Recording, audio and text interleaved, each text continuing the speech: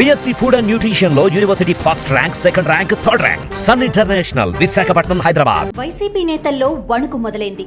ఎప్పుడు ఎవరు జైలు ఊచలు లెక్క పెట్టాల్సి వస్తుందోనన్న ఆందోళన వారిలో నెలకొంది. తాజాగా మాజీ మంత్రి జోగి రమేష్ కుమారుడు జోగి రాజీవ్ను ఏసీబీ అధికారులు అరెస్టు చేశారు.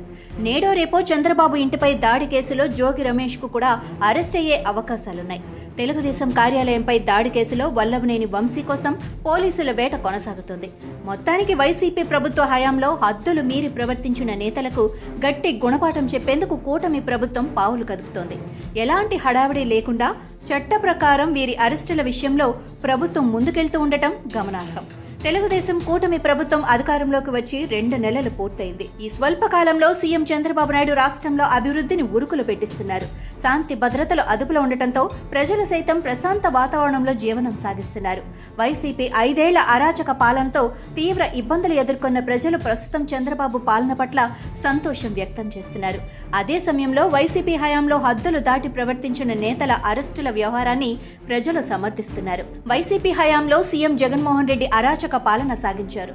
రాష్ట్రంలో అభివృద్ధిని పూర్తిగా విస్మరించి ప్రతిపక్ష పార్టీ నేతలపై అక్రమ కేసులు పెట్టి వాళ్లను జైళ్లకు పంపించేందుకు అధిక ప్రాధాన్యత ఇచ్చారు. ఈ క్రమంలో తెలుగుదేశం అధినేత చంద్రబాబు నాయుడును సైతం అక్రమంగా అరెస్టు చేసి జైలుకు పంపించారు. వైసీపీ ప్రభుత్వ తీరును ప్రశ్నించిన ప్రతి ఒక్కరిపై అక్రమ కేసులు బనాయించడం, జైళ్లకు పంపించడమే పనిగా జగన్ 5 ఏళ్ల పాలన సాగింది.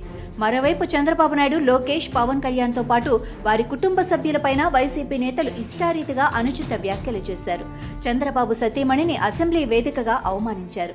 కక్షపూరిత పాలనతో పాటు రాష్ట్రంలో ఎక్కడా అభివృద్ధి లేకపోవడంతో అసెంబ్లీ ఎన్నికల్లో ప్రజలు జగన్ ప్రభుత్వానికి ఓటు ద్వారా గట్టి గుణపాఠం చెప్పారు.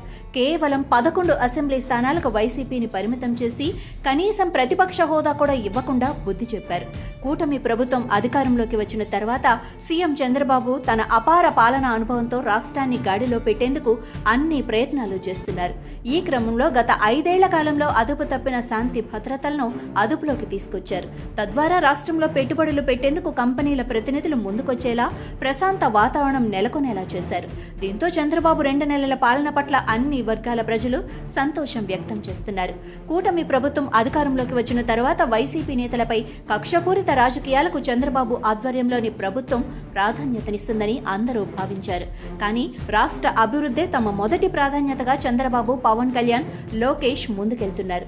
ఎప్పటికప్పుడు పార్టీ నేతలను, కార్యకర్తలను సముదాయిస్తూ రాష్ట్రంలో ఎక్కడా ఘర్షణలు తలెత్తకుండా జాగ్రత్తలు తీసుకుంటున్నారు. కూటమి ప్రభుత్వం మంచితనాన్ని సాకుగా తీసుకుని పలువురు వైసీపీ నేతలు ఇంకా అధికారంలో ఉన్నది తమ ప్రభుత్వమేనన్నట్లుగా వ్యవహరిస్తున్నారు.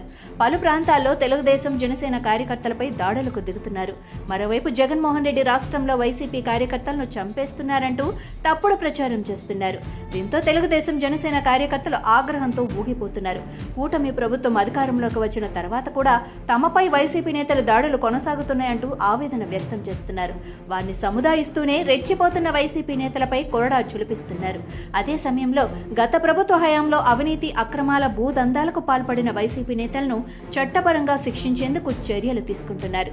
వైసీపీ హయాంలో పెద్ద ఎత్తున భూ కబ్జాలకు పాల్పడినట్లు ఆరోపణలు ఉన్న మాజీ మంత్రి పెద్దిరెడ్డి రామచంద్రారెడ్డిపై ప్రభుత్వం దృష్టి సారించింది. ప్రభుత్వ ఆదేశాలతో అధికారులు విచారణ జరుపుతున్నారు.